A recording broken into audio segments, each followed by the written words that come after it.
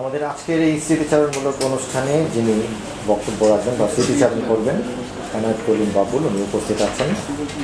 আপনারা জানেন 1986 সালের 24শে আগস্ট প্রথম আহ্বায়ক কমিটি করা হয়েছিল আমাদের শর্ট ফিল্ম ফোরামে।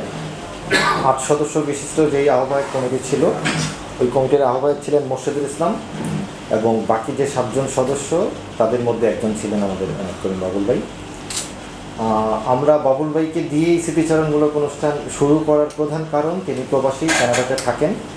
আমরা তাকে পেয়ে গেলাম এর মধ্যে, সেজন্য আমরা আগেই তারটা নিয়ে নিচ্ছি, তার বক্তব্যটা এবং স্মৃতিচারণটা। আমি আসলে সেই অর্থে কোনো প্রস্তুতি নেই। আমি ভাবছি যে তাৎক্ষণিকভাবেই বলবো, যেগুলো হয়তো কোনো জায়গায় যদি সূত্র কোনো কিছু ইনফরমেশনগত ভুল থাকে। মুরাদ ভাই আছেন, মুরাদ ভাই তো ওটা কিছু বিষয়ে বলে দিতে পারবে, অঞ্জনও আছে কিছু বিষয়ে হয়তো বলে দিতে পারবে। তোমরা যেটা বললো যে 8 সদস্য বিশিষ্ট যে কনভেনিং কমিটি, আহ্বায়ক কমিটি, প্রথম আহ্বায়ক কমিটি, এই কমিটির নামগুলো কি আছে? আছে, ওগুলো আছে পুরো এন্টায়ার করা হয়েছে। যে সংকলন একটা বের করার উদ্যোগ নেওয়া হয়েছিল, ওইটার জন্য একটা একযোগ করতে বলো। এটা সিনেমা পত্রিকায় তখন, আর হলো আনন্দলোকে, তারপরে তারকালোকে, এরকম অনেকগুলো পত্রিকায় ছিল। এটা অনুপম হায়তের কাছে কয়েকটা কপি আসলাম, চাইছিলাম একবার, উনি দেখেন এই সময় ডিটেলস আছে আমাদের ওই ইয়ের। আমরা যেহেতু হ্যাঁ, আচ্ছা আমি একটু পড়ে শোনাচ্ছি 8টা নাম। আহ্বায়ক ছিলেন মোর্শেদুল ইসলাম, আর সদস্য ছিলেন তানভীর মোকাম্মেল, তারেক মাসুদ, মোস্তফা কামাল, এনায়েত করিম বাবুল, ইসমাইল হোসেন, খায়রুল বাশার এবং হাবিবুল ইসলাম হাবিব।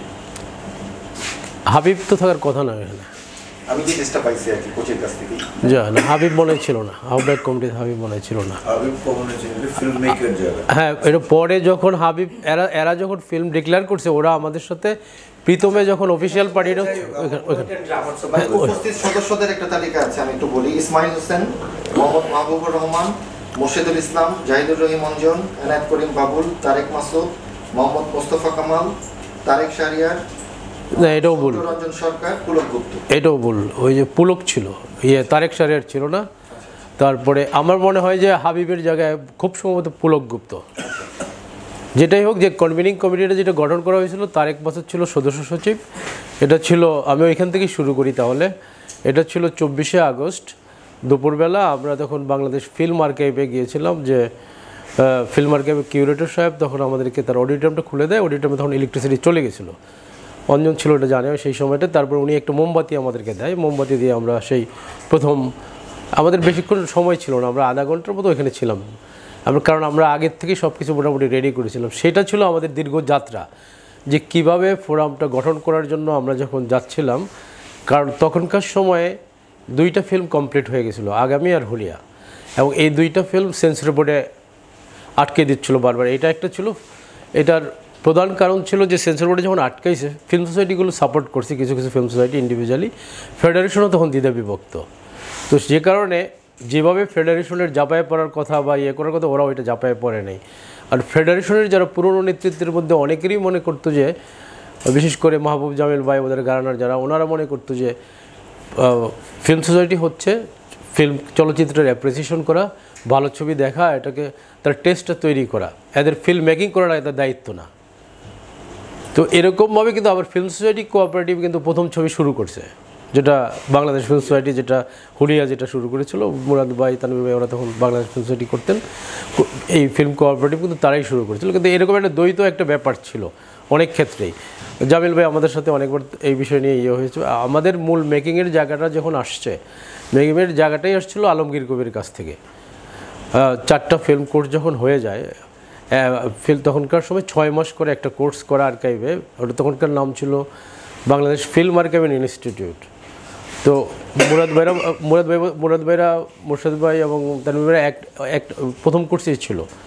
আমরা ছিলাম গিয়ে 3য়টাতে আমরা অবজারভার হিসেবে ছিলাম, 4র্থটাতে আমরা সরাসরি এতে ছিলাম। তারেক মাসুদ, আমি, অঞ্জন, তারেক শাহরিয়ার, আরও অনেকে, আমাদের একপাল, যারা প্রায় 40-50 জন কিন্তু ছাত্রছাত্রী ছিল, যারা বিভিন্ন সেক্টর থেকে আসছিল, যারা ফিল্ম সোসাইটি করতো, বুয়েট থেকে আসছিলো, এর থেকে আসছিলো। ওরা পরবর্তী সময় কেউ ফিল্ম মেকিংয়ের সাথে নাই, কিন্তু ওরা ওই কোর্স করেছে। আমার সাথে অনেক কানাডাতে এক ভদ্রলোকের সাথে দেখা, কয় আমি কিন্তু আপনার ক্লাসমেট। আমি বলি কোথায় ক্লাসমেট? কয় আর্কাইভে ক্লাসমেট ছিল।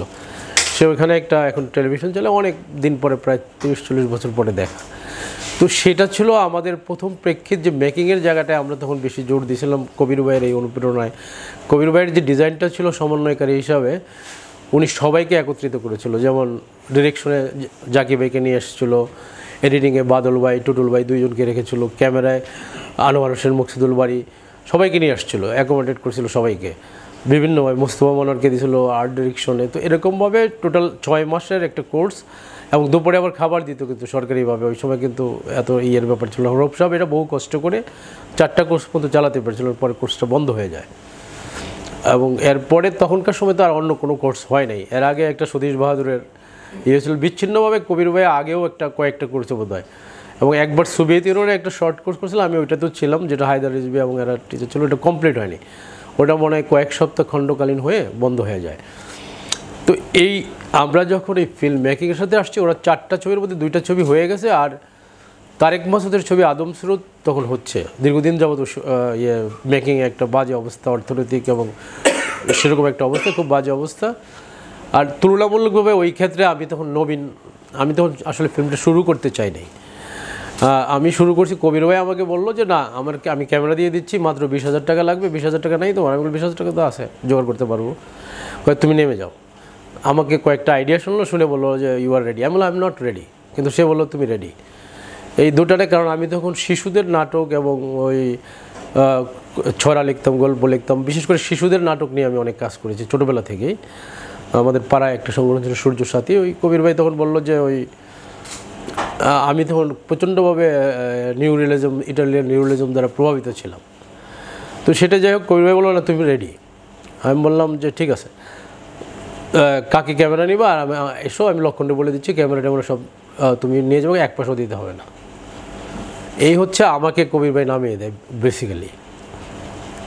তা আমি তখন ঠিক করলাম যে, আমি দেখলাম যে আগের 2টা ছবিতে হুলিয়াতে করছে আনোয়ার ভাই ক্যামেরার কাজ, টুটুল ভাই এডিটিংয়ের কাজ, তারপরে আগামীতেও হচ্ছে মকসুদুল বাড়ি ভাই ক্যামেরার কাজ করছে, এবং এডিটিং বোধ হয় নজরুল ভাই করলো না টুটুল ভাই করলো? টুটুল ভাই করছে, 2টাই টুটুল ভাই করছে। তখন আমি ঠিক করছি যে আমার যাতে আমার সমসাময়িক লোকের বাইরে না যায়, সে কারণে আমি মিশুককে চুজ করলাম। আর আদম সুরতও মিশুক শ্যুট করেছিল, তো মিশুক লাফায় পড়ছে। যাই হোক, সেভাবে আমার শুরুটা। তখন আমরা আদম সুরত যেহেতু শেষ হচ্ছিল না, আমারটা শুরু হয়েছে, আমি 84-এ শুরু করছি শুটিংটা। 84-এ 16mm শুরু করছি। ক্যামেরা দেওয়ার পরে দেখা গেলো যে ফিল্ম সংকট, কিছু ফিল্ম নিলাম, আর বিভিন্ন জায়গা থেকে ফিল্ম সংগ্রহ করতে। তখনকার সময়ে ডিএপির ক্যামেরাম্যান ছিল মবিন ভাই কিছু ফিল্ম দিল। তারপরে টেলিভিশনের একজন ভদ্রলোক ছিল মাজহারুল ভাই, উনি কিছু ফিল্ম দিল। তারপরে কিছু ফিল্ম কিনলাম ওই মোশাররফ হোসেন, যারা ফিল্ম ডিলার ছিল 2জন তখন, মোশাররফ হোসেন আরেকটা কী নাম ছিল, ফুজিয়ার, হ্যাঁ, ওই দুইজনই ছিল, জামান, কিউএম জামান। এদের 2জনের কাছ থেকে ওরা 16 আনতো না। ওরা 16 একমাত্র ডিএফপিতে আর টেলিভিশনে ব্যবহৃত। টেলিভিশনের নিউজগুলো তো আগে 16-এ হতো, এবং ডিএফপিতেও 16-এ হতো। তা আমরা ওইখান থেকে এইভাবে জোগাড় করে শুরু করি। এর মধ্যে যেটা হয় আর কি, আমরা যখন ফেস করতে শুরু করলাম, দেখা গেলো যে একটা হচ্ছে প্রথমত ক্যামেরা থাকার পরেও আমাদের মেজর প্রবলেম দেখা গেলো ল্যাব এবং সাউন্ড। এটা ডিএফপিতে হচ্ছে 16-এর সব পুরো ফ্যাসিলিটিস আছে, ওরা আমাদেরকে দেয় সরকারি কাজের ফাঁকে ফাঁকে, একটু সুযোগ থাকলে আরেকটু দেয়। তো এইটা আমাদের ফোরাম গঠনে কী কী জিনিস আমাদের প্রতিবন্ধকতা করছে। এফডিসিতে 16mm ফ্যাসিলিটি ছিল, কিন্তু সেটা ওরা আমাদেরকে ব্যবহার করতে দিত না। যদিও জাকি ভাই তখন অপারেটিভ ডিরেক্টর ছিল, কিন্তু আমাদেরকে দিত না, খুবই কম, অল্প মাঝে মধ্যে দিত, মাঝে মধ্যে দিত না। এটা তাদের ইয়ের উপর ডিপেন্ড করতো। ফলে যেটা দেখা গেল যে আমাদের 3টা প্রবলেম দেখলো। একটা হলো কারিগরি যে ব্যবস্থাটা, আমরা সুযোগটা পাচ্ছি না সহজভাবে। আরেকটা দেখা দিল সেন্সর বোর্ড ফিল্ম করে আটকে দিচ্ছে। এই কারণে আমাদের পাশে দাঁড়ানোর মতো কোনো সংগঠন নাই।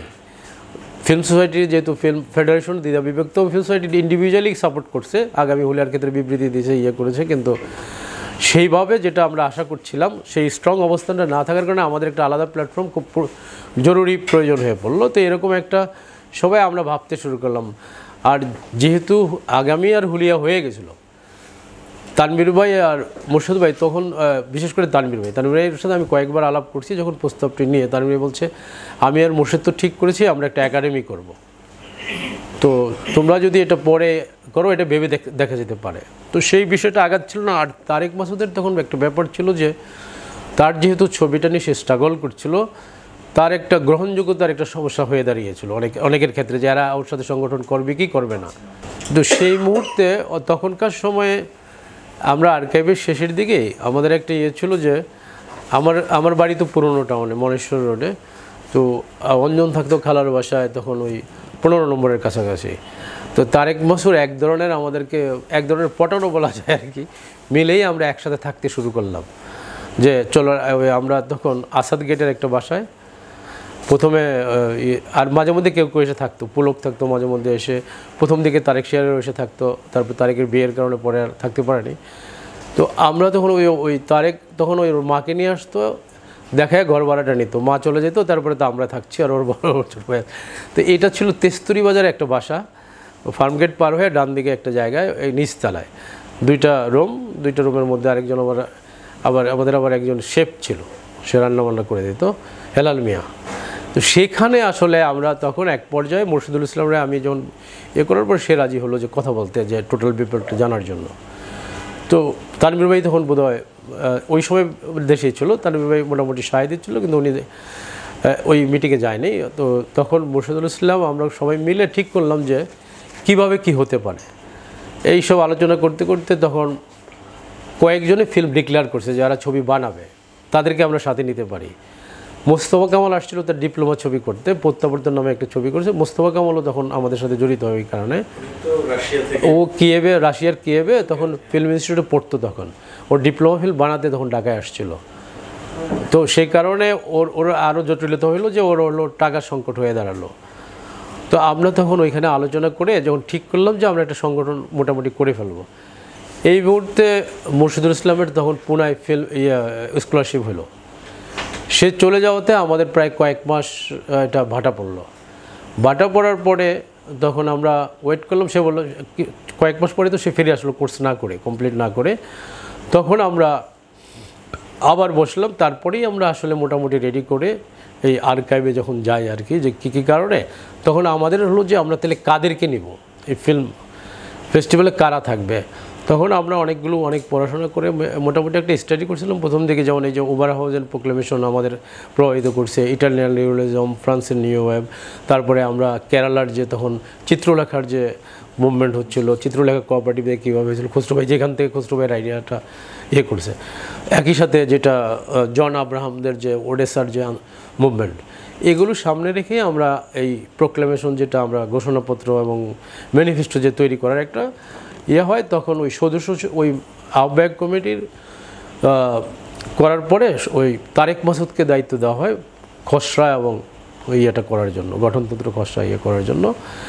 এবং এর কিছুদিন পরেই হচ্ছে মুর্শিদুল ইসলাম শৈল্পিক বলে একটা ফার্ম খোলে, বিজ্ঞাপন সংস্থা, সেটা হলো 46 নিউ এলিফ্যান্ট রোডে। মনে হয় কি গরম লাগতেছে নাকি মনে হয়? তো ওই সেখানে 46 নিউ এলিফ্যান্ট রোডে যখন সে ওই ফার্মটা খোলে, তখন আমরা এখানে মিটিং শুরু করলাম প্রথম। আর তারেকের ওখান থেকে আইডিয়া তৈরি হওয়ার পরে আমরা আর্কাইভ থেকে আমরা এখানে আসা শুরু করলাম। সেখানেই আমাদের পূর্ণাঙ্গ কমিটি যখন হবে, আমরা যখন বসলাম তখন মোর্শেদ ভাই প্রথম প্রস্তাব দিয়ে দিল যে তানভীর মোকাম্মেল সভাপতি, উনি সিনিয়র মানুষ, আর আমি প্রস্তাব দিয়ে দিলাম তাকে সেক্রেটারি। এই হলো আমাদের তারপরে পূর্ণাঙ্গ কমিটি হয়ে গেল। ওইখানে অনেকেই ছিল, কারো কোনো বিষয় দ্বিমত ছিল না। তো যাই হোক, তানভীর ভাই তখনও ঢাকায় ছিল না, ওই সময় ঢাকায় ছিল না, মুরাদ ভাইও তখন ঢাকায় ছিল না। তো আমরা করে ফেলছি। তারপরে ওইখানে কমিটিতে তানভীর ভাইয়ের নাম ওই প্রথম কমিটি হয়। এরপরে আমাদের আমরা ঠিক করি যে আমরা ঘোষণাপত্রগুলো ফাইনাল তৈরি হয়। আমাদের খুব সম্ভবত জার্মান কালচারাল সেন্টারে 2 দিন ব্যাপী একটা আলোচনা করে আমরা মোটামুটি যে কী হতে পারে, কার হতে পারে, আমরা এরকম একটা করেছিলাম। তারপরে আমরা ঠিক করলাম যে আমরা অফিসিয়ালি ঘোষণা করব। এই অফিসিয়ালি ঘোষণাটা হলো হোটেল প্রীতমে। এই পরপর জিনিসগুলো কিন্তু একই সালে শুরু হয়ে যাচ্ছিলো, কিন্তু আমাদের প্রক্রিয়াটা শুরু হয়েছে 85 থেকে 86 এই শেষের দিকে গিয়ে আমরা হোটেল প্রীতমে এক ভদ্রলোকের মাধ্যমে আমরা ওইটা ফ্রি পাই। তো আমরা প্রথম ওই হোটেল প্রথমে আমরা তখন এই প্রেস কনফারেন্স করে ঘোষণা করলাম। এই প্রেস কনফারেন্সের সময় যারা যারা ছবি ঘোষণা করেছিল ওরা আমাদের সাথে সম্পৃক্ত হয়। সেখানে এই যে হাবিব বা ওরা এসে আমাদের সাথে যুক্ত হয় অনেকেই। আমরা কিন্তু এর মধ্যে ওই সময় যারা যারা ঘোষণা করতো তাদেরকেই আমরা ডাকছিলাম। মাহবুব কামরান মুরাদ ভাই খেয়াল আছে? মাহবুব কামরান বলে একটা ছেলে ছিল, সে একটা দেয়াল বলে একটা ছবি ঘোষণা করেছিল, ছবিটা কমপ্লিট হয় নাই, ও আমাদের সাথে আসতে রাজি হয় নাই। তারপর আরও কয়েকজনে ডিক্লেয়ার করেছিল, অনেকে রাজি হয়নি যে আমরা কী করবো না করবো ওরা হয়তো ইয়ে করতে পারেনি। আর যারা ঘোষণা দিয়েছিল তারা যে অনেকেই ছবি বানাতে পারেনি, পরের ছবি হয়নি তাদের। তো সেই সময়ে অনেকে ভুলভাবে অনেকগুলো ইয়েও লেখা আছে। এবং ফোরাম সম্পর্কে যে অনেকের একটা ভুল ধারণা আছে, অনেকে বলে করে যে কবির ভাই ফোরামটা করে দিয়েছে, এটা সম্পূর্ণ ভুল কথা। আমাদের অবস্থানগত পরিপ্রেক্ষিতে সহায়তার কারণে আমরা যে প্রবলেমগুলো ফেস করছি সেটার কারণেই আমাদের একটা ইন্ডিভিজুয়াল প্ল্যাটফর্ম দরকার ছিল, সে কারণেই আমাদের এটা তৈরি হয়েছে। তারপরে আমাদের ওই সময় থেকে টার্গেট ছিল যে আমরা একটা ফেস্টিভ্যাল করব, একটা যে তখনকার সময় তো বাইরের এত ছবি দেখানো যেত না। আমাদের ফিল্ম সোসাইটির যে কটা জায়গা ছিল ওইখানে ছবি দেখানো হতো। আমাদের টার্গেট হলো বাইরের ফিল্ম মেকারদের সাথে, আমাদের তরুণ ফিল্ম মেকারদের সাথে মুখোমুখি আলোচনা করা, বসে দেওয়া। সেই কারণেই আমাদের ফেস্টিভ্যালটা আমরা ওইভাবে শর্ট ফিল্ম ফেস্টিভ্যাল। এবং আমাদের কিন্তু ঘোষণাপত্রে যখন ছিল 16 এবং শর্ট ফিল্ম, ধীরে ধীরে কিন্তু আমাদের ফেস্টিভ্যালের পরে 8-8-এর পরেই আমরা কিন্তু এটা মুক্ত দৈর্ঘ্যে চলে গেছি। আমরা আস্তে আস্তে ওপেন করে দিছি। 35 আমাদের শত্রু না, এটাই বোঝানোর চেষ্টা করছি। 35 মিলিমিটার আমাদের শত্রু ছিল না, আমাদের কৌশলগত কারণে 16 মিলিমিটার বেশি নিতে হয়েছে। আজকে তো 35-16 কোনোটাই নাই। কাজেই এই বিষয়গুলো অনেকে মনে করে যে ওরা সাথে ইন্ডাস্ট্রির এক শ্রেণীর লোকরা মনে করতো, ওনারা আমাদেরকে বলতো, যেমন চাষি ভাই, চাষি নজরুল ইসলাম, এরা আমজাদ হোসেন, এরা বলতো শোনো তোমরা বানাও 13টা একটা ফিল্ম, আমরা বানাই 13 রিল, তোমরা একটা রিল করো আর আমরা 13টা রিল করি। তো এই নিয়ে যেমন এখন যেমন এই লোক বলে যে কাজী হায়াত যেমন এখন বলে সিনেমা হলে চলতে হবে, না হলে সিনেমা হবে না। আর আমাদের ইয়েটাই ছিল আমাদের ছবি আমরা দেখাবো। আমরা তো যে কারণে ফোরাম গঠন হওয়ার পরেই প্রথম দিক থেকেই কিন্তু আমাদের একটা ডিস্ট্রিবিউশনের ব্যাপার ছিল। এই 4টা ছবি যখন হয়ে যায়, মোটামুটি তার এক বছর তো অনেক পরে হয়েছে, আমরা ওইখানে স্টপ জেরক্সের সাথে প্যাকেজ নিয়ে নিয়েছিলাম। আগামী হুলিয়া, চাকি এবং স্টপ জেরক্স, 4টা ছবিকে নিয়ে আমরা বিভিন্ন জায়গায় আমরা ওই ইয়েতে 16 মিলিমিটারে সারা দেশে গ্রামে গঞ্জে যারা প্রোগ্রাম হতো, কালচারাল প্রোগ্রাম হতো, ওরাও কিন্তু ফিল্ম নেওয়া শুরু করে দিল। ইভেন রাজনৈতিক দলগুলো, ছাত্র ইউনিয়নের একটা সম্মেলন হচ্ছে, সম্মেলনের শেষে শর্ট ফিল্ম দেখাচ্ছে, এরকম নানান রকম অ্যাসোসিয়েশনরাও নেওয়া শুরু করলো। এবং ওরা একটা টাকা দিত, 500 টাকা করে দিত এক একটা ফিল্ম ইয়ের জন্য। এবং ওই টিমে অনেকেই ছিল, ওই যে কাউসার ছিল, সরোয়ার ছিল, অটন ছিল, কী নাম ওর, হ্যাঁ জামান ছিল, এরা অনেকেই একদম গেছে। আমিও গেছি বহু জায়গায়, আমি নিজেও গেছি। তো এটা আমরা অনেক জায়গায় যেতাম ওই সময়টাতে, এবং গ্রামে গঞ্জে যেতাম যে আমাদের ছবি আমরা দেখাবো। হল তানভীর ভাই যেমন এখনও রক্ষা করছে, হল দিল না, তানভীর ভাই কিন্তু ইয়েতে চালায়, কি বলে পাবলিকের ভিতরে চালায়, অন্য ফিল্ম মেকাররা কিন্তু চালায় না এখন। আর আমাদের বন্ধুরাই এখন কিন্তু হলের বাইরে আর কোথাও যায় না। কিন্তু আমাদের টার্গেটটা ছিল ওইটা, তানভীর ভাই এটা এখনও রক্ষা করছে, যে এটা ক্রমাগত চালায় যাচ্ছে। যে আর গ্রামেগঞ্জে এটা তারেকেরও দেখছি আমি, যে শেষের দিকে তারেক যখন যাইতো নিউ ইয়র্কে, যে বলতো যে এই রানওয়ের আগে যে ছবিগুলো, অন্তর্যাত্রা আরও কী ছবি নিয়ে সে গ্রামেগঞ্জে বিভিন্ন জায়গায় গেছে, সে আমাকে ওই ডিস্ট্রিবিউশনগুলো দিল যে আমি এখনও এই জায়গায় শো করে আসছি। তো এই টার্গেটটা আমাদের অনেক আগের থেকেই ছিল। না, এই টার্গেটটা হয়েছিল, আমি বিচ্ছিন্নভাবে অনেক তো ধারাবাহিকভাবে তো অনেকগুলো ইয়ে মিস হয়ে যেতে পারে, থাকলে মুরাদ ভাই ধরিয়ে দিন, মঞ্জন ধরিয়ে দিন যে ওই জায়গাটায়।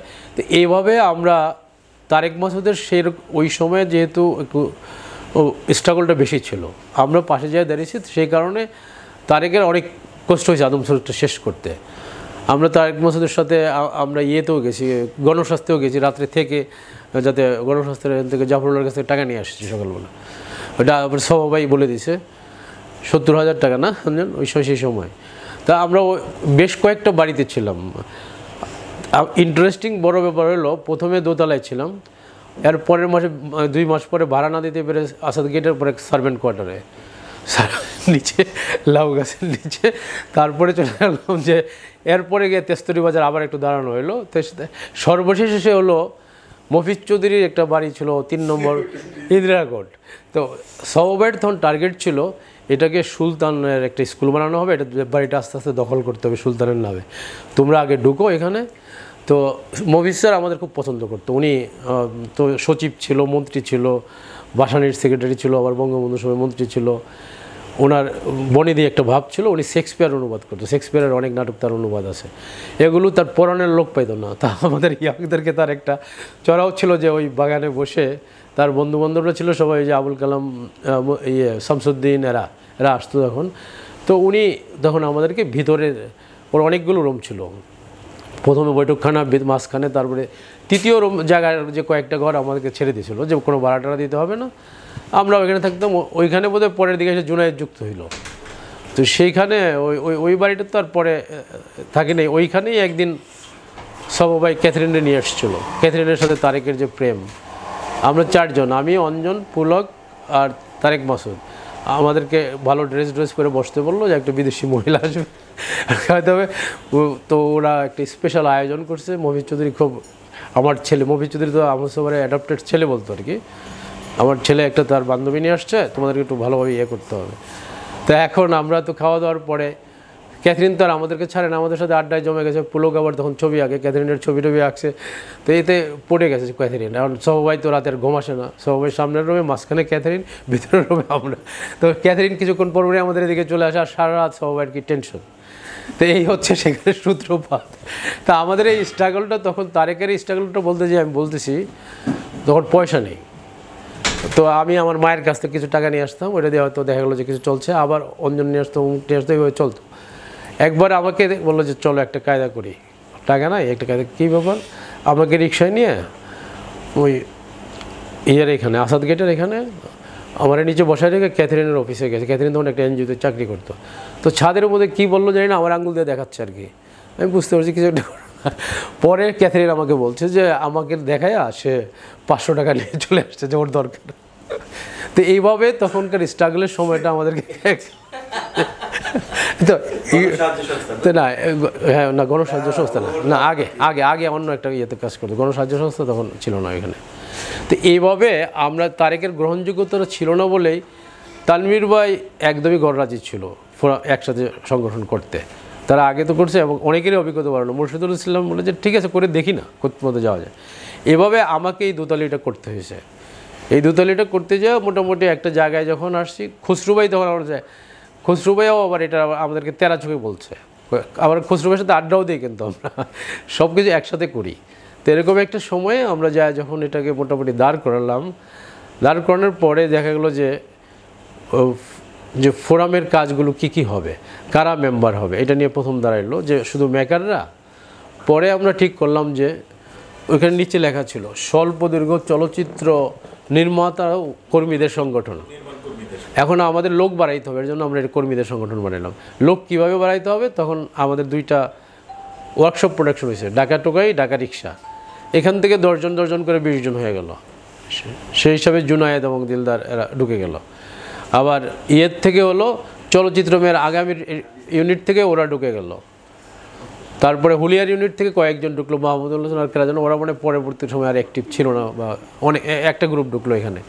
এইভাবে চাকরির থেকে আমি 6 জন ঢুকলো। এরকম করে আমরা মেম্বার লোক সংখ্যা বাড়াইতেছি, কিন্তু আমাদের তো ওই আইডিওলজির বাইরে যাওয়া যাচ্ছে না, আবার গণসংগঠন করে ফেলতে পারছি না আমরা।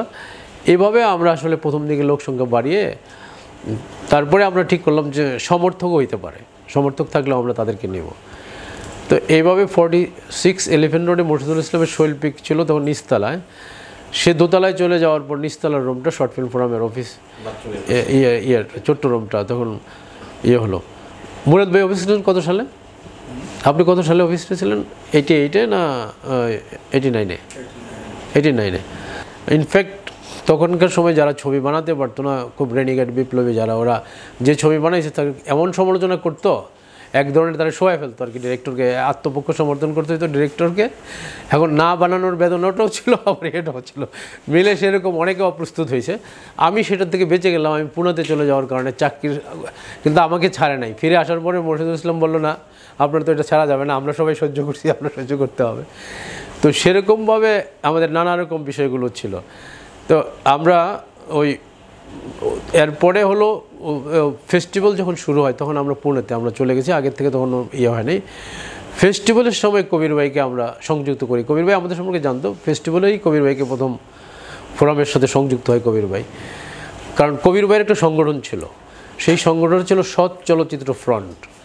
এই সংগঠনটা আগের থেকেই ছিল। কবির ভাই তার পছন্দের মতো লোকদেরকে ওইটার মেম্বার করতো, ফিল্মের সাথে রিলেটেড যারা। মুরাদ ভাই কি ছিলেন ওটা মেম্বার? কবির ভাই ওটা আমাকে একবার মেম্বার করলো। কবির ভাইয়ের সাথে যেহেতু আমি কাজ করতাম, আমি কবির ভাইয়ের সহকারী পরিচালক হিসেবে কয়েকটা শর্ট প্রোডাকশনে কাজ করছিলাম। তো সেই কারণে অনেকে মনে করে যে কবির ভাই শর্ট ফিল্ম ফোরাম করে দিছে, এটা ঠিক নয়। যে কারণ হলো কবির ভাইয়ের একটা সংগঠন ছিল সৎ চলচ্চিত্র ফ্রন্ট, যেটাতে শামীম আলম, দীপেন, সৌদ, তারেক মাসুদ, ওরা অনেকেই ছিল। উনি গেলে প্রস্তাবটা দিলে ওরা অনেকে মেম্বারটা হতো। সেটা তার ওই যে ইয়েতে যে অফিসটা ছিল, ওই কাকরাইলের যে অফিসটা ছিল, ওইখানে ফিল্মের সিটিতে অনেকের অফিস ছিল, ওইখানেই উনি এটা ইয়ে করেছিল, ফিল্ম পাড়া যেটা। এর মধ্যে এই পাশে একটা রুম খালি হওয়ার পরে শোভন গিয়ে রেইনবোর একটা অফিস নিল, সেটা বোধ হয় 90-তে না, শোভনের 90-তে। ওই যে পাশের ইলেকট্রনিক্সের রুমটা খালি হওয়ার পরে, না রাজু নিছে আমি ছেড়ে দেওয়ার পরে, আমি যখন বিদেশে চলে যাই আমার রুমটাই রাজু নিছিল। তো সেইভাবে ওই কমপ্লেক্সটা পুরোটাই আমাদের একটা, প্রায় প্রতিদিন 20-30 জন আসা যাওয়া করতো, চা খাইতো, চা চলতো, সিগারেট চলতো, চলচ্চিত্র না বানানোর বেদনা নিয়ে আলোচনা হইতো, এবং আর কীভাবে আন্দোলন করা যায় এইসব নিয়ে ইয়ে হতো। আমি কয়েকটা ফেজ বলি যে আমাদের সময় যেগুলো আমরা যখন ইয়ে করতে গেছি, যে কারিগরি ব্যবস্থাটা, ডিএফপি যেহেতু সরকারি সংস্থা, ওরা বলছে আমরা এর বাইরে দিতে পারবো না। তখন আমরা গেলাম এফডিসির যে 16 মিলিমিটার ব্যাপারটা, এটা বন্ধ না করে আমাদের জন্য সচল রাখা হোক। তখন মুস্তফা মনোয়ার এমডি, আর জাকি ভাই হচ্ছে অপারেটিভ ডিরেক্টর, না, এবং সুজা ভাই ছিল এরপরের পোস্টে। এখন ওনার কাছে যখন যাওয়া হইলো, উনি বলল যে, ইঙ্গিত করলো যে তোমাদের লোকের কারণেই আমি এটা 16 মিলিমিটার রাখতে পারছি না। জাকি ভাইয়ের কথা ইঙ্গিত করলো, এটা বন্ধ করে দিতে হবে। জাকি ভাই মাঝে মধ্যে এদিকে যেহেতু ইন্ডাস্ট্রির দিকে, আবার এদিকে আসতো। জাকি ভাইয়ের এটা ব্যাপার ছিল বরাবরই। তো তখন মুস্তফা মনোয়ার আমার সরাসরি বললো একদিন যে আমাকে একটু প্রেশার দাও। প্রেশার দেবো কী করবো মন্টু ভাই, আমরা তো মন্টু ভাই বলতাম। উনি বললো যে আমি ওগুলোকে মিছিল করবো, ঘেরাও করবো, বলে করো, আমি আর বেশি কথা বলতে পারবো না, কারণ সে হলো এমডি, তারই ঘেরাও করতে সে বলতেছে। তারপরে আমরা একটা ব্যাপক আয়োজন করলাম, কারণ আমাদের তো এত লোক নাই। আমরা নাটকের লোক, ইয়ের লোক নিয়ে এসে আমরা একটা বৃষ্টির মধ্যে মিছিল নিয়েছিলাম। হাসান ছিল ওই মিছিলে, ও ছিল, ওই যে ইয়ে ছিল, প্রিসিলিয়া ছিল, আর কে ছিল? হাসান, হ্যাঁ, অনেক কেউ, আবার নাটকের গ্রুপ থেকে কয়েকজন নিয়ে গেছিলাম। এরকম মিলে আমরা মোটামুটি ভালোই বৃষ্টির মধ্যে গেটে দাঁড়াইছি। জাকি ভাই তো আর নামে না। মুস্তফা মনোয়ার বলছে জাকি ভাইয়ের নিতে, এই স্মারকলিপি। জাকি ভাই তো, তারপরে সুজা ভাই নামছে, সুজা ভাই নেমে এসে স্মারকলিপিটা নিয়েছে বৃষ্টির মধ্যে, ছাতা নিয়ে এসে। তো তারপরে কারণ জাকি ভাই খুব ফেস করতেও প্রবলেম করতে যায়। আবার হ্যাঁ, ওই পাশে এই একটা বস্তির পাশ দিয়ে আগে গেটটা ছিল। তো এরকম ওই সময় আমাদের কতগুলো আন্দোলন করতেছে, তারপরেও আমরা আসলে 16 মিলিমিটারটা টিকাইতে পারিনি এফডিসিতে। এটা আমাদের খুবই প্রেশার দেওয়ার পরেও শেষ পর্যন্ত কিছু কিছু কাজ করতে দিয়েছে আমাদের। এই ঢুকেই ডান পাশে ছিল 16 মিলিমিটারের ল্যাব এবং সাউন্ডের সব কিছু, খুবই আধুনিক মেশিন ছিল। আমি যখন ওই যে লেমশেখালি থেকে প্রেমাশিয়া করি, ওইটা ওইখানেই আমি ওই ল্যাবেই লাস্ট ইয়ে করছি। তারপরে ওইটাই বিশেষ পারমিশন নিয়ে করতে হয়েছে। তো ওইটা আমাদেরকে এটা ফাইনালি এই 16 মিলিমিটারটা থাকলে আমাদের হয়তো আরও সহজ হতো, অনেকের কাজগুলো আরও বাড়তো। তো এই ফ্যাসিলিটিসটা আমরা আসলে পারি নাই। আন্দোলন করার পরেও একটা সময়ের পরে আমরা রক্ষা করতে পারেন, একটা সময় বন্ধ হয়ে গেছে। তো আমাদের ডিএপিটাই খালি ছিল এরপরে।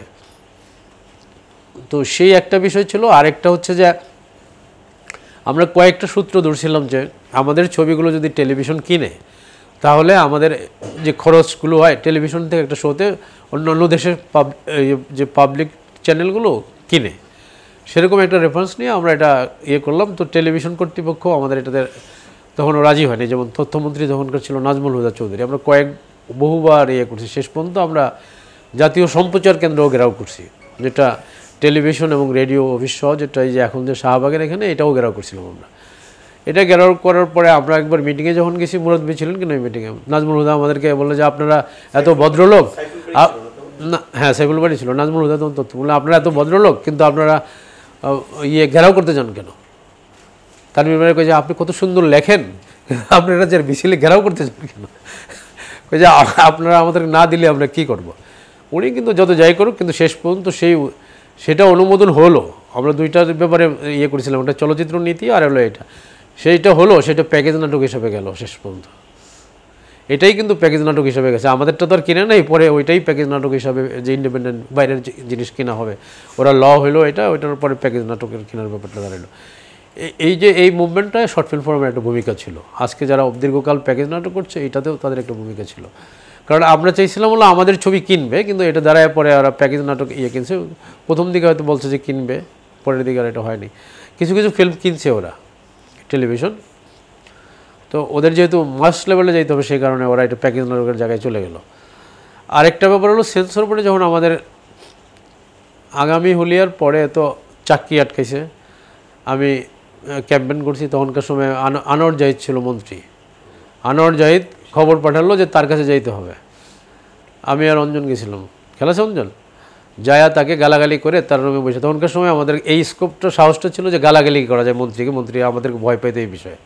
পাবলিক সার্ভিস কমিশনে অঞ্জন তো অনেক উল্টাপাল্টা কথা কইছে। সে আবারে বলে কি, আপনি চাকরি বানাইছেন, এই যে বস্তি দেখাচ্ছ তুমি জানো সত্যজিৎ রায়ের ছবি দেখছো? বললো হ্যাঁ, ওইটা দেখি তো আমরা বড় হয়েছি। সত্যজিৎ রায় কিন্তু এরকম দেখে নাই। বললাম পথের পাঁচালিতে ওইটা কী দারিদ্রতা দেখায় নাই? বলে বিদেশে তোমরা দারিদ্রতা দেখাচ্ছ কেন? তার আপত্তি হলো দারিদ্রতা কেন দেখাচ্ছ? আমি বললাম যে দারিদ্র, তারপরে এটা আমাদেরকে ফিল্ম বোঝানোর চেষ্টা করলো। উনি তো যেহেতু উনি জ্ঞানী মানুষ, কী বলে জার্নালিজমে তো জ্ঞানী মানুষ, ওর পলিটিক্স করতে ওই দাঁড়ায়। তারপরে বোঝানোর চেষ্টা করলো যে সবশেষ যেটা বললো, তুমি শেখ মুজিব হলে প্রস্রাব করাইছো কেন? ওইটা তো ঝামেলা হয়ে যাবে। আমি বললাম শেখ মুজিব তো আপনার শেখ মুজিব, আমার তো বঙ্গবন্ধু, প্রবলেম হলে না আমার হবে, আপনার প্রবলেম হবে কেন? আর আমি তো দালানে প্রস্রাব করেছি, বিল্ডিংয়ে ইয়েতে না, ওই হলের নাম তখনও হয় নাই। আপনারা নামটা বললেন, আমরা তো জানি যে বস্তি ভেঙে দালান হয়েছে, ওই দুইটাই বঙ্গবন্ধু হল আর জিয়া হল, ওইটাই দুইটাই আর কি। তো এইটা আমরা তর্ক করার পরে বলে না এটা কেটে দিতে হবে, আর না আমাকে কিন্তু ঝামেলা করবে। পরে দেখলাম যে অনেক ঘুরে ফিরে শেষ পর্যন্ত আমি বললাম ঠিক আছে কেটে দেবো। কেটে দিয়ে বুদ্ধি করলাম যেটা যে ওইখানে কেটে দিছি, এরপরে প্রিন্টে ওই ডিউপ নেগেটিভ জমা দিছি, আর অরিজিনাল নেগেটিভ থেকে প্রিন্ট বের করে রেখে দিছি। এই হচ্ছে ওইখানে। এরপরে হলো প্রত্যাবর্তন আটকাইলো।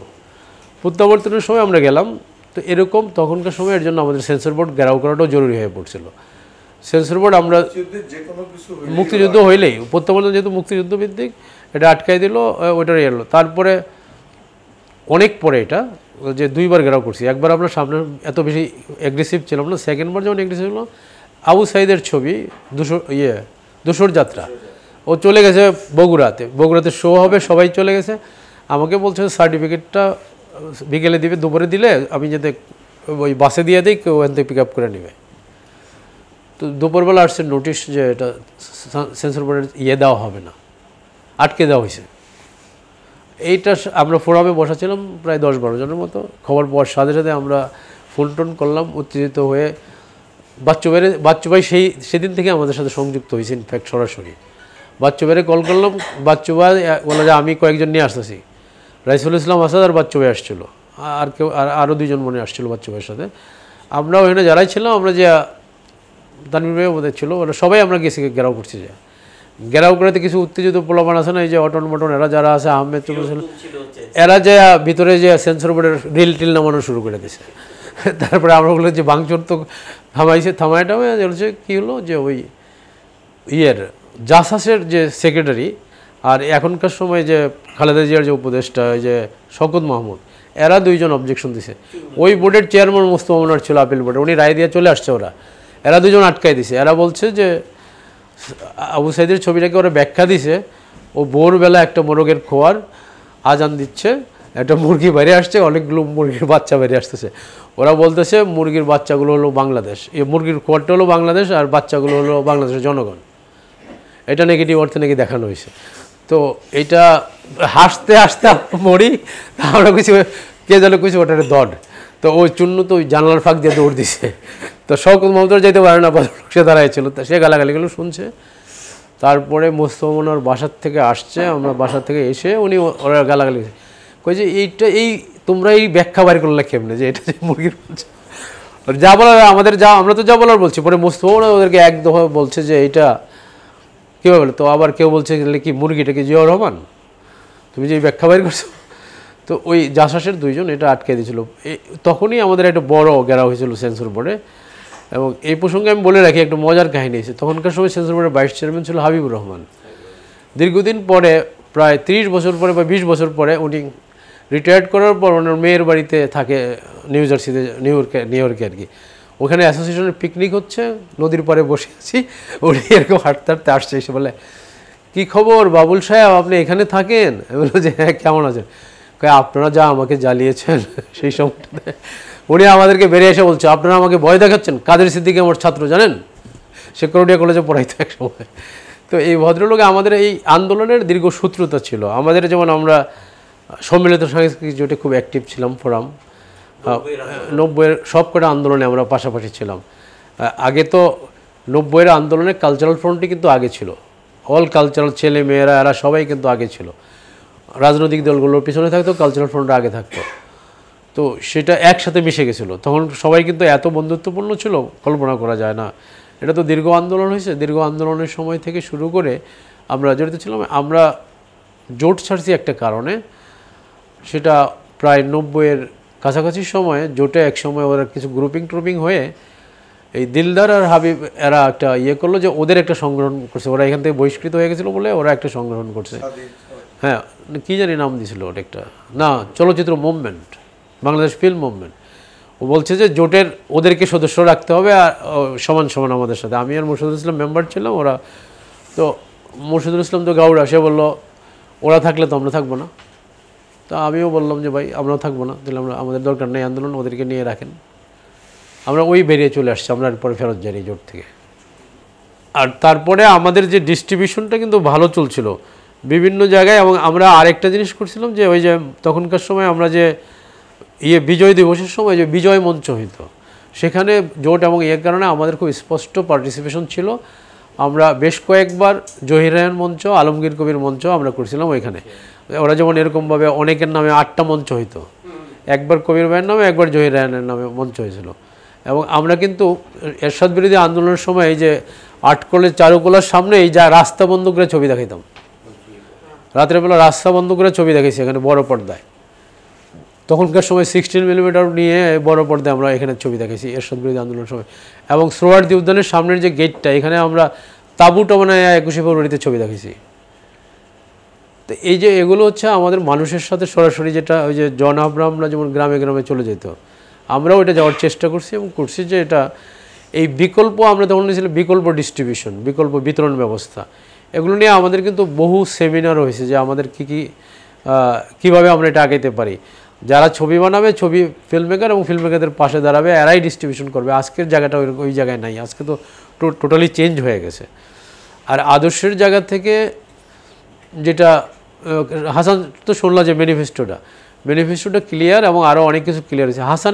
হাসান আমাদের সাথে কোন সময় সংযুক্ত হয়, আমি পুনা থেকে ফিরে আসার পরে তারেক শিহারের ফোরামের সাথে যুক্ত হয়। এই একটা বিষয়, একটা ভুল আছে। তারেক শিহার মারা গেছে, আমার খুব ঘনিষ্ঠ বন্ধু।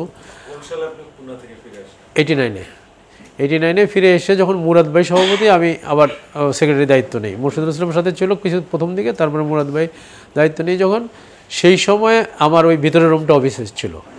ভিতরের রুমে অফিসেই আমি একটা চাইছিলাম যে আমি চলবো কী করে, আমি মাঝে মধ্যে কিছু বিজ্ঞাপন ছবি বানানোর চেষ্টা করব।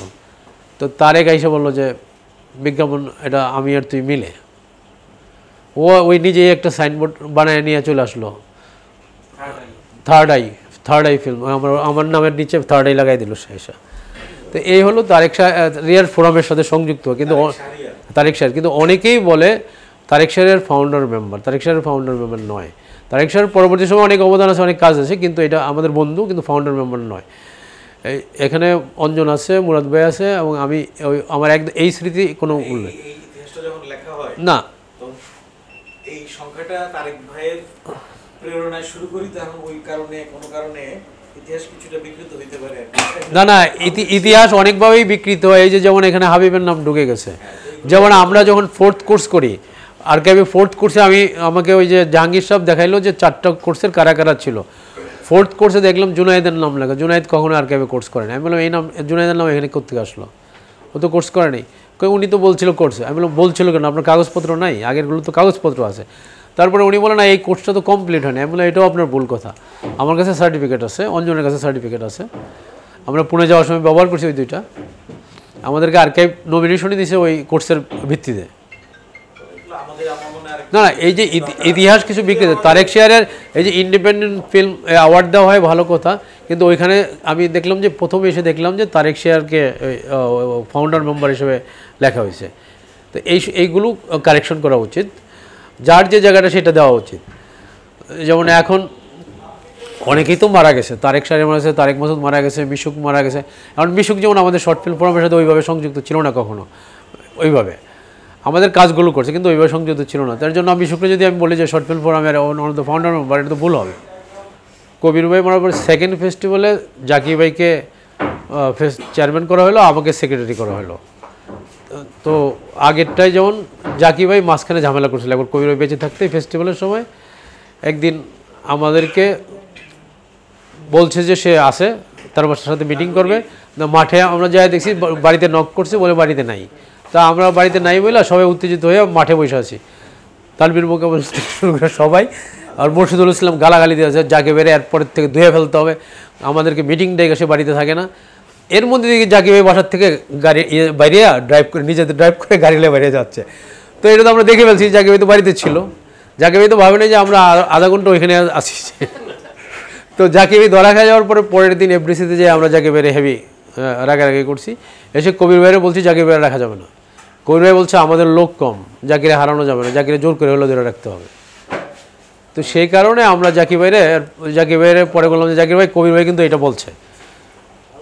তো বললো যে ঠিক আছে, আমি এরপরের থেকে আর ঝামেলা করবো না। তো পরে আমরা এই সেকেন্ড ফেস্টিভ্যালে যখন জাকির ভাই ইয়ে হয় চেয়ারম্যান, আমি সেক্রেটারি হই, আমি আর জাকির ভাই গেলাম বম্বে ফেস্টিভ্যাল তখন শুরু হয় 1990-তে। বম্বে ফেস্টিভ্যাল শুরু হয় 1990-তে, আমি আর জাকির ভাই গেলাম ফিল্ম সিলেকশন করতে। আমরা দুইজন গিয়ে জাকির ভাইয়ের পুরনো বন্ধু বান্ধব শাবানা, আজমি টাজমি, এদের সবার সাথে মিটিং করতেছে, ফিল্ম সিলেকশন করে আমরা আসছি ওইখান থেকে। আসার পরে ওইবার জাকির ভাই কোনো ঝামেলা করে নাই। আমি বললাম আমি যখন জার্মানিতে যে ওই ফিল্ম প্রজেক্টে আটকা পড়ে গেছি, তখন আমার দায়িত্বটা আমি কমপ্লিট করতে পারিনি। অর্ধেক যেগুলো রেডি করে গেছিলাম, আমাদের ফান্ড তৈরি হচ্ছিল না। আসলে আমরা কবে ফেস্টিভ্যালটা করতে বলবো এটাও ঠিক হচ্ছিল না। এরপরে ওই সেকেন্ড ফেস্টিভ্যাল আমার ওইটা এসে অঞ্জন পরে কমপ্লিট করে। শর্ট ফিল্ম ফেস্টিভ্যাল যখন আমি আর অঞ্জন তখন পুনাতে, ওরা যখন এখান থেকে ঠিক করলো, তারেক একটা চিঠি লিখলো, তারপরে একবার ফোনও করলো আমাদের গেটে, তখনকার তো ফোন এত অ্যাভেলেবল ছিল না। ফোন করে চাইলো যে বাংলাদেশের যে ছবিগুলো আছে ওগুলো ডিপ্লোমা নিয়ে আসতে হবে। তো আমরা তখন 7টা ডিপ্লোমা, যারা ওই জাকির ভাই থেকে শুরু করে 7টা না 6টা ছিলাম, 10, ওই সব কটা আমরা ইয়ে করলাম, প্যাকেজ নিয়ে আসলাম। এবং পুনা থেকে আমাদের ক্লাসমেট যারা ছিল ওরা বললো যে কারা কারা যাইতে রাজি আছে। তখনকার সময় আসছিল হলো সন্দীপ, অমিত সেন, সুদীপ্ত ভৌমিক, অজয় রানা, আর কে, দেবাশিস গুহা, আর অঞ্জনার, আমি তো আছি। আমরা 7 জন চলে আসছি ওইখান থেকে ফেস্টিভ্যালের সময়। আমরা ছুটি নিয়ে, আমার ছুটি দিচ্ছিল না, কারণ আমাদের এডিটিংয়ের তখন অনেক ইয়ে ছিল, প্রেশার ছিল। আমাকে তখন বলছে যে 7 দিনের ছুটি দিছে। ওরা সবাই ট্রেনে আসছে, আমি প্লেনে বম্বে হয়ে এসে ওদের একই সময় এসে হাজির হয়েছে। হ্যাঁ হ্যাঁ হ্যাঁ, সবারটা দেখেছিলাম। তো এই হচ্ছে ওই আগে থেকে প্ল্যান ছিল, আমরা ভাবতেছিলাম না পারবো। দেখলাম যে কবির ভাই খুব অ্যাক্টিভ, সবাই অ্যাক্টিভ, মুরাদ ভাই খুব তরুণ, সবাই তরুণ। তখন ফেস্টিভ্যালটা আমরা প্রথমে তো শর্ট ফিল্মের উপরে রাখছিলাম, পরে আমরা ঠিক করলাম যে এটা আমরা মুক্তদৈর্ঘ্য করে দেবো। না, আমরা এটাও ঠিক করছিলাম যে 35-এর বারটাও আমরা উঠে দেবো আস্তে আস্তে। তখন অনেকে ভিডিওতে ছবি করা শুরু করলো। তারেক মাসুদই প্রথম করেছে সোনার বেরি একটা শুরু করলো, তারপরে রাজু করলো ওই যে মিছিলের মুখ, এরকম অনেকেই ভিডিওতেও শুরু করলো। তখন আমরা ভাবলাম যে বারটা আসতে বিএইচএস, দুইটাই বিএইচএসে। ডিউক ছিল, ডিউকটা তোমরা দেখছো কিনা কেউ জানি না, আবু বকর ডিউক জাহাঙ্গীরনগরে জহিরান ফিল্ম স্টাডি করতো। ডিউক তখন পাশ করে ওই বিটিসিতে চাকরি করে, বিটিসির ওর পোস্টিং ছিল কক্সবাজার। তো ডিউক বললো যে কোনো অসুবিধা নেই, আমার ট্রাক লেবার আছে, আপনার ডিউক জিপ চালাইতো তখন নিজেই, ওইটা ও নিয়ে আইসা ওর 2টা ট্রাক লেবার দিয়ে এগুলো সব ওই নৌম্যানের ইয়েতে উঠেছে। আমরা বৃষ্টিতে ভিজে সেগুলো 5000 নারিকেল, যেটা তো বাড়ির কাছে না, কিন্তু ওইখানে এটুক বড় বড় কিন্তু এটা ওই নৌবাহিনীর তো বিশাল বড় জাহাজ, ওইখানে এটা ছোট্ট এরকম একটা জায়গায় দেখা যাচ্ছে যে উপর থেকে যখন দেখতে গেছি অনেক নিচে। তো ওরা আমাদেরকে কুতুবদিয়া পৌঁছেছে। তারপরে স্থানীয় লোক, যেটা লেমশেখালীর যে চেয়ারম্যান ছিল, আমরা যখন গেছিলাম ওনার একটা লুঙ্গি ছিল, আর কিছু ছিল না খালি, আর সব নিয়ে চলে গেছিলো। ওনাকে আমরা আগে দিয়ে এসেছিলাম। হ্যাঁ, তো উনি নারকেল গাছে ওইটা বাঁচছিল আর কি, ওরা সবাই বলছিল। তো আমরা এই নারকেল গাছ 2টা লাগাইছিলাম, আর বাকিগুলো সবার হাতে হাতে বলছে আপনি ডিস্ট্রিবিউট করে দিয়ে দেন। কারণ আমাদের অবস্থা তখন কাহিল ছিল, ঠান্ডায় শীতে আমরা করতেছিলাম। তখন সেকেন্ডবার আমরা শুধু সাউন্ডের যন্ত্রপাতি নিয়ে গেছিলাম, ক্যামেরা নিয়ে যাইনি। প্রথমবার তো শ্যুট করে আসছি, সেকেন্ডবার আমরা সাউন্ড কিছু সাউন্ড শ্যুট করব, সেই জন্য আমরা শুধু সাউন্ডের রেকর্ড নিয়ে গেছিলাম। আমরা তখন ওইখানে রাতে থেকে এক জায়গায়, ওরা একটা জায়গা করে দিয়েছিল, একটা রুম খালি করে দিয়েছিল, ওই যেটা উপজেলার যে অফিস ছিল ওইখানে একটা জায়গায় আমরা এক রাত থেকে তারপরে সাউন্ড টাউন্ড রেকর্ড করে চলে আসছিলাম। লেমশেখালীটা এখানে ফোরামে শো হয় নাই, ওইটা আর্কাইভে দিয়ে দিছে। আমি বলছিলাম যে তারপরে আমার খুব ইচ্ছে হলো এটার উপরে আমার সেকেন্ড ছবি বানানোর একটা, যে ওই নারকেল গাছগুলো কেমন আছে, আদৌ কাজে লাগছে কিনা মানুষের। আমরা যে ইনিশিয়েটিভ নিয়েছিলাম, মুরাদ ভাই এই ফান্ডটা না উঠলে এটা হতো না, সম্ভব ছিল না। প্রেমাশিয়া হচ্ছে কুতুবদিয়ার এই পাশে বাঁশখালীর একটা গ্রাম। আমরা লেমশেখালীর থেকে শুরু করছি শুটিং, বাঁশখালী এসে শেষ করছি।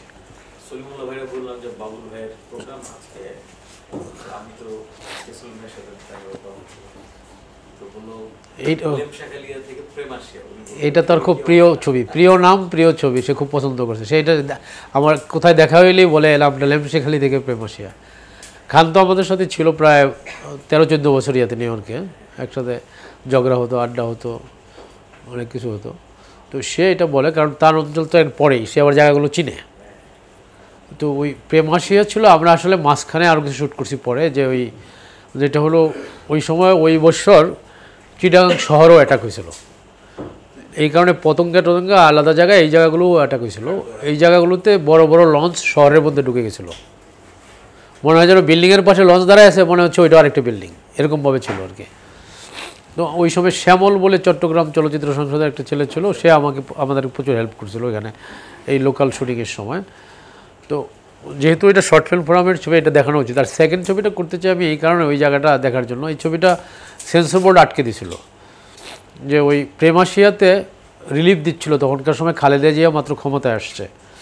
তার কিছুদিন পরে এই ঝড়টা হয়েছে, তো খালেদা জিয়ার নামে তো তখনকার বলে তুফান, খালেদা জিয়ার নামে একটা বদনাম উঠাই দিল। তো উনি তখন ওই যে ইয়েতে ছিল, সার্কিট হাউসে ছিল, আবার ইয়েও ছিল, কি বলে পাশে শেখ হাসিনাও ছিল আরেক ইয়েতে, ওই পাশাপাশি। ওইখানে তার গাড়িতে একটা বাচ্চা ছেলে মারা গেছিলো। তখন ওরা সাংবাদিকরা খুব ওরা ওই ডিবির লোকজন খুব প্রোটেক্টেড করেছিল। আমরা ওইটার ছবি নেই, কিন্তু আমরা একটা ছবি নিয়েছিলাম লেমশেখালী প্রেমাশিয়াতে, একটা ট্রাকে হাজার হাজার লোক আর অল্প কিছু খাবার ওরা এরকম ছুটতেছে। তো ওই খাবার কিন্তু কেউ নিতে পারতেছে না, চিরা এরকম কাদার মধ্যে পড়তেছে, হাঁটু সমান কাদা, মানে কেউই খাইতে পারতেছে না। কিন্তু ওইখানে লেখা আছে সাইনবোর্ডটা জাতীয়তাবাদী দল। ওই একটা শর্ট নিয়েছিলাম, এটাই প্রাউড করে দিছে যে এটা সেন্সর দেওয়া যাবে না। আমরা চিটাগাংয়ে যখন ওই বছরই যখন আমরা জাতীয় ফেস্টিভ্যাল করি, আমরা তো একবার এখানে ইন্টারন্যাশনাল করি, ওখানে জাতীয় ফেস্টিভ্যালে ওইটা দিয়ে ওপেনিং করেছিলাম। ওইখানে আসছিলো যে ওরা এটা দেখাইলে অ্যারেস্ট করবে, কি করবে।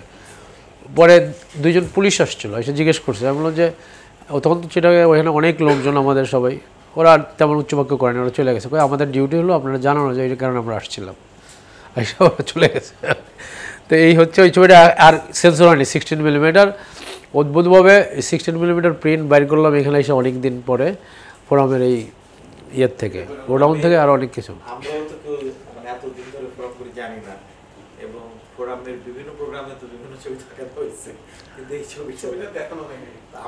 এইটার বেশি শো হয় নাই তো, চিটাগাংয়ে একটা শো হয়েছে, ঢাকায় একটা শো হয়েছে, এরপরে এটা বাক্সবন্দি। আমার কাছে এটার আছে, আমি 16 প্রিন্ট একটা নিয়ে গেছিলাম, আছে একটা মিনি ডিবি। আমি নিজে তখন আমি যখন নিউ ইয়র্কে চাকরি করি, আমি নিজেই ট্রান্সফার করছিলাম। তখনকার সময় একটা প্রজেকশন ট্রান্সফারের একটা শর্ট সিস্টেম ছিল, তো আমার ওই কাজের জায়গায় ছিল এটা, তো ওই কারণে আমি ওইটা ট্রান্সফার করে রাখছিলাম, কিন্তু মিনি ডিবির থেকে আর ডিজিটালে নিতে পারিনি। না, আমার প্ল্যান হচ্ছে এটা, আমরা কৃষ্ণনগর একদিন দেখছি, বা ঢাকা টোকাই দেখছি, চাকরি দেখছি, বা এদের যে ওয়ার্কশপ কিছু প্রোডাকশন আছে না, পুরান ঢাকার যে ঘোড়ার গাড়িতে কৃষ্ণনগরে একদিনও তো মুরাদ ভাই যখন ফাইনাল নিয়ে পাঠালো যে হুবনারের কাছে দেখানোর জন্য একটা কারেকশন, উনি এটা কী বলে ওই ভার্সনটা, ওটা হুবনারের কাছে পৌঁছে দিয়েছিলাম। আমরা যে কথাটা বলতে চাচ্ছি, যে কারণে আমরা ফোরাম গঠন করেছিলাম, যে আদর্শ উদ্দেশ্য ছিল এটা যাতে টিকে থাকে। ফোরাম যতদিন থাকে বারবার বাঁকা পথে যায়, এই পথে যায়, ওই পথে যায়, এই পথ যাতে টিকে থাকে এর জন্য বর্তমান কমিটির তোমরা দুই নেতা, প্রেসিডেন্ট সেক্রেটারি, বলছি যে এই প্রবণতা টিকে থাকে। আর আমাদের আরেকটা কথা ছিল, নতুন ফিল্ম মেকারদের জন্য এই দুয়ার যাতে খোলা থাকে পজিটিভলি, নট নেগেটিভলি। আমি যখন জার্মানিতে করছি, দ্য মেইন থিং সার্ভাইভাল। 7 জন ইমিগ্রেন্ট, ওরা পলিটিক্যাল অ্যাসাইলাম গ্রহণ করছিল, বাঙালি বিভিন্ন জায়গার। এরা পলিটিক্যাল অ্যাসাইলামটা ওদের বাতিল হয়ে যাওয়ার পরে এরা কী করছিল, এরা চার্চে ঢুকে গেছিলো। ওখানে চার্চ অ্যাসাইলাম বলে প্রথম একটা জিনিস যোগ হয়েছে। এই কারণে ওদের কাছে একটা ইন্টারেস্টিং বিষয় মনে হয়েছে যে জেডিএফ আর চ্যানেল I1 আইনস বলে, ওদের ফান্ডে ওরা একটা ছবি করছিল, যেটা মিডিয়া বাংখান একটা কোম্পানি ইন্ডিপেন্ডেন্ট ফিল্ম করে। তো ওইটার সাথে আমরা যুক্ত হয়ে প্রায় 3 বছর ধরে কাজ করছিলাম। ওইটা ওদের বাড়ি করে এখানে চলে গেছি, ওখানে চলে গেছি। এই জন্য ওরা ভাবছে আমরা মানে সরকারি কোনো ইয়ে হতে পারি, লোক হইতে পারি। তো ওদেরকে ওই চার্চে ফলো করছি প্রায় 2.5 বছর 3 বছরের মতো ফলো করে। ওই ছবিটার নাম হলো দ্য মেইন থিং সার্ভাইভাল। এরপরে নিউ ইয়র্কে গিয়ে অনেকগুলো কাজ করছি, কিন্তু তারপর যে সবচেয়ে আকাম করছি হচ্ছে যে টেলিভিশনে চাকরি শুরু করে। টিভি এশিয়া বলে অমিতাভ বচ্চন একটা টিভি দিয়েছিল, যে অমিতাভ বচ্চনের যখন ব্যাংক্রাপসি হয়ে গেছিলো, সে তখন নিউ ইয়র্ক মুভ করছিল, গিয়ে সে নিউ ইয়র্কে একটা টেলিভিশন দিয়েছিল, টিভি এশিয়া। সে একই টিভি লন্ডনেও দিয়েছিল, লন্ডনটা ওর ভাই দেখতো আর এটা ও দেখতো। ওই টিভিতে চাকরি নিয়েছিলাম আমি দীর্ঘদিন, ওই প্রায় 22 বছর ওই টিভিতে চাকরি করছি, সব মাধ্যমে, মানে ক্যামেরা, এডিটিং, প্রডিউসার, নিউজ, সমস্ত জায়গায়। এই গার্ডটার এগুলো গেছে বড় বড় ক্যামেরা নিয়ে ম্যানহাটনে দৌড়াইতে। তো যাই হোক, এটা হচ্ছে একটা বিষয়। আর ওইখানে আমি বেশ কিছু ডকুমেন্টারি করছি। সেই ডকুমেন্টারিগুলো এখন আমার কাছে ঠিক মতো নাইও, কারণ ওগুলো সব বিটা ক্যামে ইয়েতে ছিল, আছে বোধহয় এখনও ইয়েতে, ওইখানে আমার ক্যানাডার বাসায় আছে, কিন্তু ওইগুলো আমি বের করতে পারি। কৃষ্ণা রেড্ডির উপর একটা ডকুমেন্টারি ছিল। তারপরে কিন্তু আমি 2টা ফুল লেন্থ ছবি করেছিলাম, একটা হচ্ছে নিঃসঙ্গ নির্বাসন আর একটা হচ্ছে অভিবাসী। অভিবাসীটা আমি অনেক টাকা খরচ করে, আমার নিজের পকেটের টাকা খরচ করে এবং অনেককে নিয়ে করছিলাম, যেটা হলো ওই সময়ে যারা ওইখানে গিয়েছিল, সালেক খান, লুৎফুর নান লতা, জামালউদ্দিন হোসেন, রসনারা হোসেন, শাহিন খান, আর কি এরা ছিল। ওইটা ওই সময়টা ছিল যে আমি যে সময়টা ওই ছবিটা করছিলাম, সেই সময়টা হচ্ছে ইন্টারনেটের যুগটা এত স্ট্রং ছিল না। আমি আসলে বাংলাদেশকে অভিবাসীদের জীবনটাই দেখাতে চেয়েছিলাম। টার্গেটটা ছিল এই অডিয়েন্সকে দেখাবো এখানকার জীবনটা। এই 2টা ছবি ছিল ওইখানে। আরেকটা ছবি ছিল সুখেরও লাগিয়া, এটা একটা টেলিফিল্ম। তারপরে ওইখানে একটা সংগঠন করছি, নিউ ইয়র্ক ফিল্ম সেন্টার। ওইখানে আমরা ফিল্ম দেখাতাম এবং ফিল্ম চর্চা করতাম এবং ইয়ে করতাম, কি বলে, ওই একটা ফেস্টিভ্যাল করছিলাম 2 বছর হয়েছিল বোধহয় ফেস্টিভ্যালটা। টুটুল ভাই, হাসান ইমাম এরা গিয়েছিল ওই ফেস্টিভ্যালে। তারপরে 2014 থেকে আমি ক্যানাডাতে আমরা যাওয়ার পরে টরন্টো ফিল্ম ফোরাম, সরাসরি বাংলাদেশ শর্ট ফিল্মের নামের আদলেই টরন্টো ফিল্ম ফোরাম গঠন করি আমরা। সেটা এখন প্রতি বছর একটা করে ফেস্টিভ্যাল করি, টরন্টো মাল্টিকালচারাল ফিল্ম ফেস্টিভ্যাল, যেটা ও কিছু কাজে যুক্ত আছে। এবং এটাতে আমরা লিয়ার লেভিনে নিয়ে গেছিলাম আমরা প্রথম বছর 2017-তে, ফেস্টিভ্যালের আগে। লিয়ার লেভিন ছিল যে আমাদের সাথে 3 দিনের মতো ছিল, তার অভিজ্ঞতা এবং ওই সময়ের ইয়েগুলো করেছে। ওইটার লিয়ার লেভিনের উপর ওই সময় আমার একটা বড় ইন্টারভিউ করা আছে। এগুলো ম্যাক্সিমামই অনলাইনে দেওয়া নাই, অনেকগুলোই অনলাইন, আমার ম্যাক্সিমাম জিনিসই অনলাইনে নাই, ফেসবুকেও নাই। অভিবাসীর একটা ছোট্ট ক্লিপ দেখছিলাম যে আছে, তাও সেটা আমার কারণে না, শাহিন খান ওইটা চাইছিল যে ওর অ্যাক্টিংয়ের জন্য দেখাইতে চায়, সেই কারণে এটা যুক্ত হয়েছিল। এগুলো বিটা ক্যামে আছে অনেক কিছু। আর আমার ওইখানকার জীবনে টেলিভিশনে চাকরি করতে যেয়ে আমার একটা সুবিধা হয়েছে, যেহেতু লিডিং টেলিভিশন ছিল, সেটা হলো যে ভারতের, বিশেষ করে অন্যান্য জায়গাতে আছে, ভারতের বিশেষ করে যারা শিল্প সংস্কৃতির ক্ষেত্রে বিশাল বড় বড় লোকদের সান্নিধ্য আমি পাইছি, তাদের সাক্ষাৎকার নিতে পারছি, তাদের ইয়ে করতে পারছি। এবং অনেকের যারা হয়তো অন্য সময় হলে আমি কাছেই যেতে পারতাম না, সালমান রুশদি থেকে শুরু করে, তারপরে যেমন ইয়েদের যে কি বলে সাউথের যে গায়ক আছে, সুব্রমণিয়াম, ক্লাসিক্যাল মান্না দে, ভূপেন হাজারিকা, ইভেন আমাদের রবিশঙ্কর, মানে সবার, মানে ওইখানে যেহেতু আর হিন্দি ফিল্মের যারা অমিতাভ বচ্চন থেকে শুরু করে অনেকেই, তো এই জিনিসটা ওদের সাথে সান্নিধ্য এবং কথাবার্তা অনেক কিছু করতে পারছি সেই কারণে, সেইটা একটা দিক ভালো লাগছে। টেলিভিশনের চাকরি হচ্ছে মগজ তো একটা, না মগজ তো একটা, ফিল্মের চিন্তা এই মগজ থেকেই বেরোয়। এই বিকজ প্রতি সপ্তাহে যদি আমার 2টা প্রোগ্রাম থাকে, ওইটার দিকে আগে প্রোটেকশন, কারণ ওইটাতে হলো রুজির ব্যাপার হয়ে দাঁড়াইছে। আমি একটা বাংলা প্রোগ্রাম করতাম, প্রবাস বাংলা, সেটা প্রায় 600 পর্বর মতো ছিল। 600 পর্ব না, আরও বেশি, আমার মনে হয় 600 পর্ব না, কারণ এটা দীর্ঘ 15-20 বছর ছিল, তো প্রতি সপ্তাহে একটা। তারপরে একটা নিউ ইয়র্ক বলে একটা প্রোগ্রাম হতো। তারপরে শিল্প সংস্কৃতির লোকদের হইলে আমি যেতাম অনেকেই, আর অনেকে যেত, এটা আমার প্রাধান্য ছিল যেহেতু ওরা আমাকে ভালো করে জানতো অনেকেই। আমি এটা একটা জিনিস আমার মনে বলা হয়নি, সেটা হলো যে আমরা যখন ভারতের ফিল্ম ফেস্টিভ্যালে যখন গিয়েছিলাম আমরা, ঠিক আছে মনোজ ভাই, হ্যাঁ, আমরা 91 না 90-তে, তো সেই সময় আমরা 36 জনের একটা প্রতিনিধি দল গেছিলাম। এটা কখনো আশা করা যায় না যে বাংলাদেশ শর্ট ফিল্ম ফোরামের 36 জন প্রতিনিধি আর কখনো যেতে পারবে। আমাদের 24 জন ছিল আমাদের এখান থেকে, 10 জন ছিল ফিল্ম সোসাইটি থেকে, Bangladesh film society, Chittagong film society. Khasru ভাই ছিল আমাদের সাথে সেবার, খসরু ভাইও ছিল। এবং আমরা বিআরটিসি বাসে ঢাকা থেকে বেনাপোল থেকে আমরা সবাই মিলে দল বেঁধে, এবং ওই চিত্রবাণীতে ফাদার গাস্তন রোমেজ আমাদের থাকার জায়গা করে দিয়েছিল। প্রায় চিত্রবাণীতে এক একটা রুমে 10 জন করে থাকা যেত, খাটিয়া ইয়ের অনেকটা ইয়ের মতো আর কি বলে, হসপিটালের ইয়ের মতো। হ্যাঁ, তো সেইটা আমাদের খুব বড় অভিজ্ঞতা ছিল যে যারা এত ইয়াং ছিল যারা, ওরাও সেই সময় যেতে পারছিল। কারণ ওইটা আমি তখন পুনার থেকে পাশ করে আসার পরপরই, তো আমি তখন ওই ফিল্ম ফেস্টিভ্যালের যে ডিরেক্টর, তার সাথে সে আমাকে কথা দিয়েছিল যে আমাদের মুভমেন্টের কথা শুনে সে বলছিল যে সে যদি থাকে চেয়ারম্যান, সে আমাদেরকে অ্যালাউ করবে।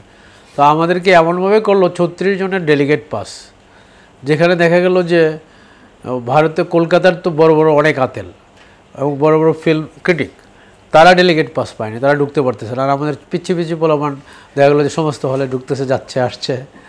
এবং এরা সত্যজিৎ রায়ের ওটা লাস্ট ফেস্টিভ্যাল ছিল, এটা সত্যজিৎ রায় লাস্ট ওপেনিং করছে। সত্যজিৎ রায় না, ওইটা লাস্ট ইয়েতে ছিল, তো সত্যজিৎ রায় ওইটা ওপেনিং করছে। সেটা আমাদের অনেক মজার অভিজ্ঞতা ছিল সবার জন্য, এবং বড় বড় ফিল্ম মেকারদের পাশে এরা যে ইয়ে করতে পারছে। এবং সত্যজিৎ রায়ের এটা শেষ বক্তৃতা এবং শেষ ইয়েতে ছিল, সে 2 দিন আসছিল ফেস্টিভ্যালে। খসরু ভাই সেখানে সত্যজিৎ রায়ের একটা অসাধারণ ছবি তুলছিল, যেটা দিয়ে বাংলাদেশ ফিল্ম সোসাইটি পরে পোস্টার করছিল। তাহলে আজকে মনে হয় আর আলোচনার আর কোনো জায়গা নেই, লম্বা হয়ে গেছে, শেষ করে দিই নাকি? হ্যাঁ, অনেকেই যাই করে উঠছে 7টা বাজে, 2 ঘন্টা হয়ে গেছে। ঠিক আছে, এরপরে ইনফর্মালি আমি তো আসি, কথা বলবো, কোনো অসুবিধা নেই। আনুষ্ঠানিকভাবে এখানে শেষ করি। সবাইকে অসংখ্য ধন্যবাদ কথা শোনার জন্য।